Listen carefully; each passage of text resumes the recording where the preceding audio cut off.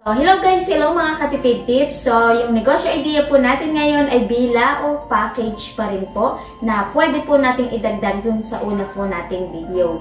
So, ngayon, puro steam yung gagawin po natin at step by step po natin gagawin at saktong-sakto po yung ingredients sa isang bila po. Kaya panoorin nyo lamang po hanggang huli kasi meron po tayong costing, magkano magiging puhunan at magkano po ang posibleng bentahan sa isang bilao. Kaya tara! Umpisahan na po natin. So, unahin na po natin ang black kutsinta. 1 cup all-purpose flour, 1 cup cassava, pwedeng tapioca, 1 cup brown sugar, 2 teaspoon ng lihiya, 2½ cup ng tubig. So, sasabayan na po natin ng halo para maiwasan na po yung madaming buo-buo. Pag na-mix na po natin ng ayos, ngayon, pwede na po tayong maglagay ng pangkulay po natin. So, pwede tayo ditong gumamit ng atsuete para yung original na kutsinta, yung gagawin po natin. So, ako, dahil naubusan ng atsuete, black food coloring yung meron ako dito. So, ito na po yung ilalagay ko. 1/2 teaspoon. Mix na lamang po natin ng ayos. Ngayon, kung meron po itong buo-buo, pwede po nating salain. So, para sigurado na walang buo-buo, sasalain na po natin. So, kapag okay na, kunin na po natin yung molder na gagamitin po natin. Itong ating mga molder, large size po ito at pinahida na din po ito ng oil. Pwede rin po ang melted margarine. Tapos, yung mixture po nating ilalagay, 3/4 lamang po ng molder po natin. So, kailangan bago po natin isalang ay kumukulo na. Tapos, ito ay lulutuin natin sa low heat po lamang para makinis, maganda yung pagkakaluto po ng kutsinta po natin. Pagkatapos, isang lutuan na po ito. Ipapatong na lamang po natin sa ibabaw yung iba kasi hindi naman po ito aalsa. So, aayusin na lamang po natin yung pagkakalagay. So, babalikan po natin ito after 30 to 40 minutes.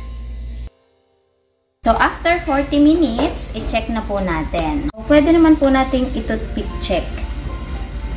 Okay. So, kapag ganyang malinis na, hindi na din siya basa, so, ibig sabihin is, luto na yung kutsinta po natin. Pwede na po natin yung hanguin. As kung napapansin nyo is, makinis talaga yung pinakang ibabaw. So, ang sekreto lamang po dyan, lulutuin po natin sa mahinang apoy. Bawa nakapagluto na kayo nito at itipid tips, bakit yung niluto ko is merong butas sa gitna. Ibig sabihin, napatakan po yun ng tubig. So, dito sa pinakang mixture po natin, tayo ay naka 20 pieces. So, kapag okay na, set aside lamang po natin at gumawa naman po tayo ng ating yema dip. Lagyan natin ng 1/8 cup ng white sugar. Iintayin lamang po natin ito mag-melt. Tapos, low fire lamang po. Ikot-ikotin lamang po natin at huwag po nating hahaluin. Kasi ang mangyayari po nun, didikit lamang po sa kutsara po natin or sandok. Pipigaan po natin ang isang kalamansi. Pwede na natin haluin. So, nilalagyan natin ang kalamansi para hindi po siya mag-buo-buo. Pwede na natin ilagay 1/3 cup ng condense. Yung gagamitin ko is ACC margarine. So, estimate mga 2 tablespoon. Pwede na po yun. So, kapag peeling na po natin, nagmix na yung ating condense at yung ating pong margarine. So, pwede na po natin patayin yung ating pong apoy at set aside na po natin. So, dahil okay na yung ating yema dip, ngayon, tatanggalin na po natin sa molder ito pong ating kutsinta. So, pagtatatanggalin ko lang, tapos mamaya na lamang po natin i-assemble ng maganda. So, masarap na puto naman po ang gawain po natin. Harina, sugar, milk powder, salt. So, maglalagay tayo dito ng isang lata ng evap. Tapos, sasabayan na din po natin ng halo para maiwasan na po yung madaming buo-buo.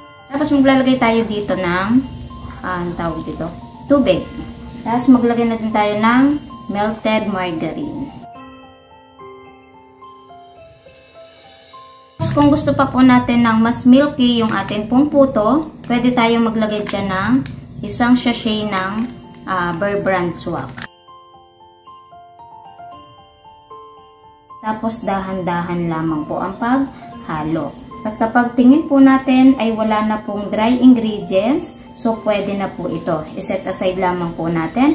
Toppings naman po yung gawain po natin. Bali ito po yung gagamitin ko, daily queso. So kukuha po muna ako ng kalahati. Yung pinakang toppings po natin, pwede po natin yadyaden at pwede rin naman po na square-square na tulad po nito. At kuhanin naman po yung ating mga molder. Okay, so yung ilalagay po nating mixture ay 3/4 lamang po nitong molder po natin kasi ito po ay aalsa pa. Pwede na natin siyang itoppings. Tapos habang ginagawa na po natin to, nagpainit na din po tayo ng tubig po natin para salang na lamang po tayo ng salang. So tatakluban lamang po natin yan. Kailangan meron tela para magandang-maganda yung luto ng ating puto. Lulutuin po natin sa medium heat sa loob po ng 15 minutes. So, after 15 minutes, i-check na po natin. Wow! Sobrang tambok.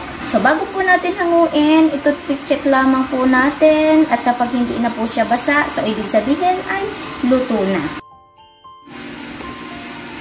Isa lang po ulit natin yung second batch. Tanggalin na din po natin sa molder po natin. Ayan. So, magbilis lang man tanggalin sa molder po natin.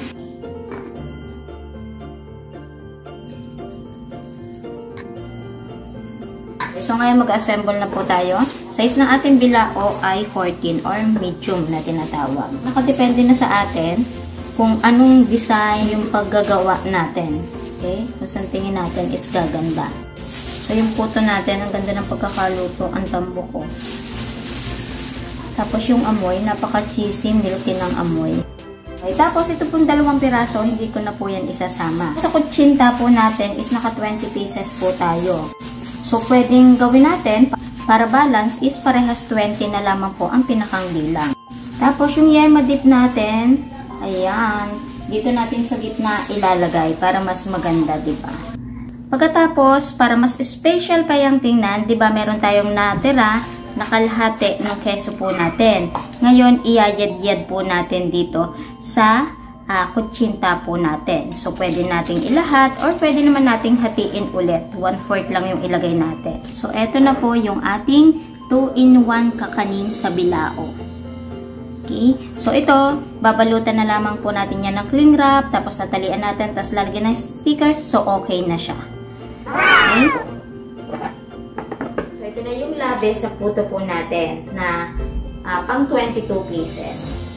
Amoy pa lamang, siguradong matatakam na. Tsaka hitsura pa lang, amoy pa lang, amoy masarap na siya.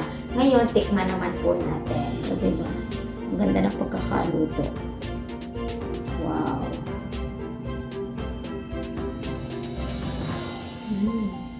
Okay, so yung pinakang tamis nito is saktong-sakto lamang. Tapos medyo may alat gawa ng cheese natin. Ang ganda ng combination, ang sarap ng combination. So sa lasa at lasa, okay na okay ito. May pagka-milky, may pagka-cheesy. Okay? Ngayon, yung kutsinta naman, yung tikman natin. So bago ko bawasan, ipakita ko sa inyo muna ng malapitan pala, di ba? Wow! Ang ganda-ganda mga katipid tips, di ba? Hitsura pa lang. Ang ganda ng hitsura, saktong-sakto po sa bilao po natin. Bali, ang size po nito ay size 14. Okay, so yung atin namang kutsinta, ngayon may pagka-black po ito kasi gawa ng food color na ginamit natin black.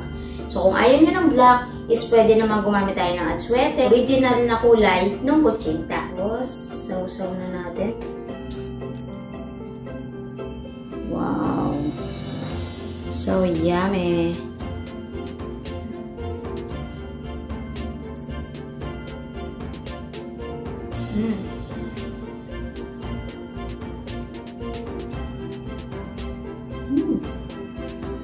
Lasubo. Yung kutsinta natin is nakuha natin yung magandang texture, yung may pagkakunat. Diba? Ganun naman po talaga yung kutsinta. Tapos, sa pinakang tamis is saktong-sakto po lamang. Tapos, yung ating yema dip, cheese. So, kapag kinagat nyo na po yun, nagbabalanse na po yung lasa. May tamis, may medyo alat. So, yung cheese, bagay na bagay din po dito sa kutsinta po natin. Ngayon, halimbawa, Kung wala tayong condensed na magagamit, tulang margarine, yema dip po natin is pwede po nating palitan yan ng desiccated coconut. So, depende po sa atin kung ano po yung available. Diba? Pero para sa akin, kapag yema dip yung ginamit po natin, parang napaka-social nung isang bilao po natin. Diba? So, kitang-kita naman sa hitsura. So, may cheese na, may yema dip pa. So, makakapag-presyo tayo ng mas maganda. Bagay na bagay po ito ngayong paparating ang Pasko at saka po bagong taon. So kung magiging consistent po tayo dito, hindi po imposible, Christmas at New Year is madami po tayong mapa-order po nito. Okay? So ngayon, sa nagbabalak kong gawing extra income, bigyan ko po kayo ng mabilisang costing po na. So magandahan dito sa ating puto at kutsinta is pares lang siyang mabilis gawain. Yung pinakang costing po natin ay umpisahan din po natin sa unang niluto po natin yung kutsinta. Okay, so sa 1 cup flour, 8.40. Kasaba, 5 pesos.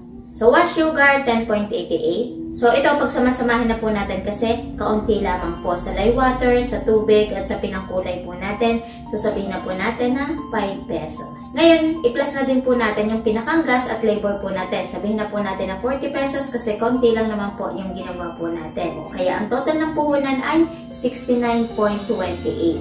Tuusin naman po natin ay yung ating yema dip. So, umpisa natin sa sukal at asin, 3 pesos. Condensed, 19 pesos. Margarine, 5 pesos. Labor at gas, i-plus na din po natin. Sabihin na po natin na 10 pesos. Kaya, ang total po lahat ay 37 pesos. Ngayon, pag-plusin po natin yung kutsinta at pinakang yema dip. So, ang total ay 106.28.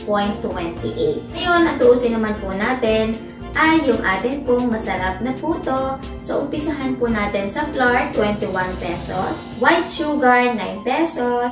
Baking powder at salt, pagsamahin na, 10 pesos. Margarine, 5 pesos. Evaporated milk, 45 pesos. Bear Brand swak po natin is 12 pesos. Tapos, sa pinakang cheese po natin ay 35 pesos.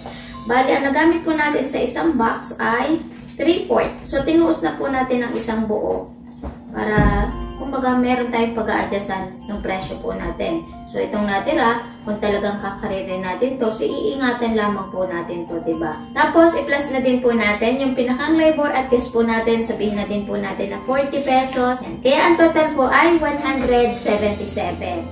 Hi, Ate Roj. Uli ka. Ngayon, pagplasin po natin yung sa kutsintang puhunan at sa puto po natin. 283 po yung pinakang puhunan po natin. Ngayon, mag-plus po tayo ng 60 pesos sa packaging na gagamitin po natin. Sa bilao, sa dahon, kung gagamit tayo ng cling wrap, sa tab na paglalagyan po natin, kung maglalagay tayo ng sticker. So, sabihin na po natin na 60 pesos. Kaya, ang total po ay 343 pesos. So, pwede natin itong ibenta ng 500 pesos. Kapag minus po natin yung puhunan, is posible po tayong tumubo ng 157 pesos. So, imagine mga katipid tips, halimbawa kung magiging consistent po tayo. So, ngayon, banda-banda, makalimang bilao po tayo. So, posible tayong tumubo ng 785 pesos sa isang araw. Kung magiging consistent po tayo, hindi po imposible na kitain po natin yung ganong halaga at pwedeng mas higit pa.